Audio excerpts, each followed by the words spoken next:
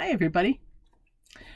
Back for another prayerful pause, are you? Or maybe it's your first time. Anyway, Prayerful Pause with the Pastor is designed to be just a short little thing between 6 and 13 minutes on any given day, Monday through Friday, although you can watch it any day and you can go back and watch previous ones. And I think most of them hold up and you can still get something out of it. I do. I go back and watch my own things and say, wow, that was a great idea.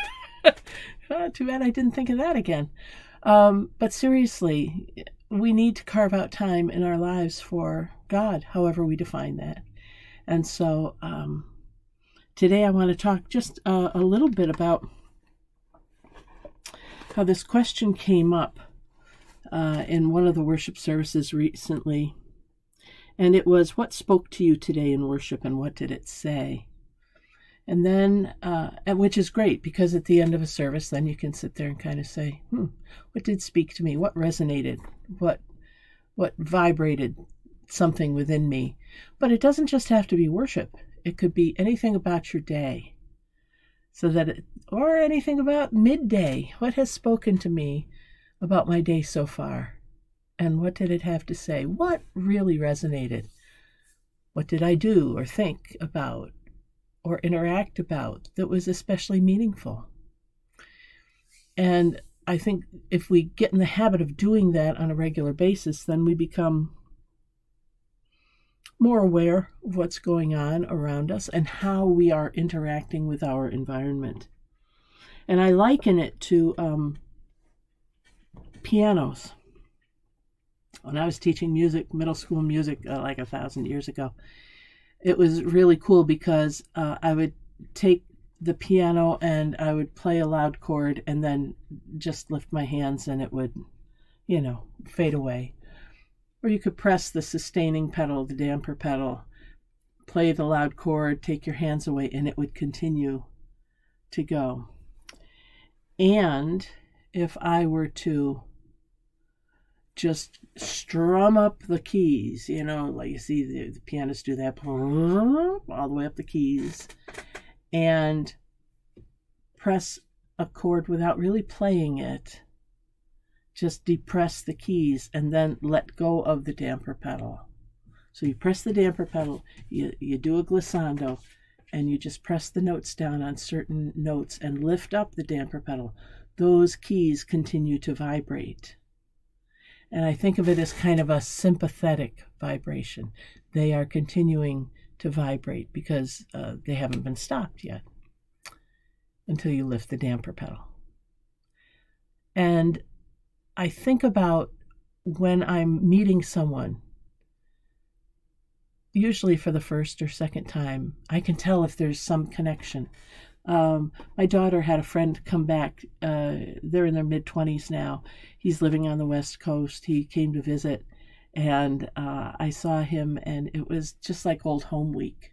I hugged and couldn't wait to hear what was going on in his life. There is something, she and I were talking about it later, there's something about that young man that resonates with me that has since he was in high school, and we met 10 years ago. And he has remained special in my heart for some reason. There's just something that vibrates within me that connects with him. I think that's what the Holy Spirit does. One of the things it does is it helps us to recognize those sympathetic vibrations in other people. They might be experiences that we've had in common. Those who believe in past lives could say there were past lives we had in common.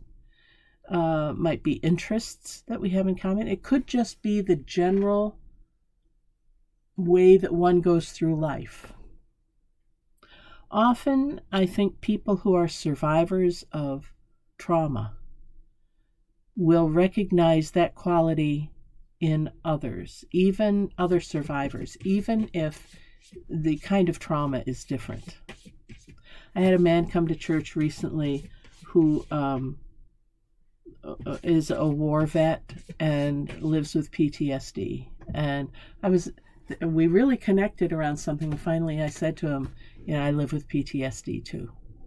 And he said, you do? And so then we could consciously form that bond. But boy, we had felt some kinship in advance of that recognition anyway.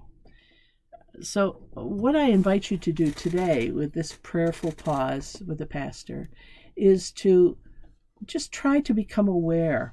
Stop periodically throughout the day and say, what really is speaking to me right now? Where am I connecting?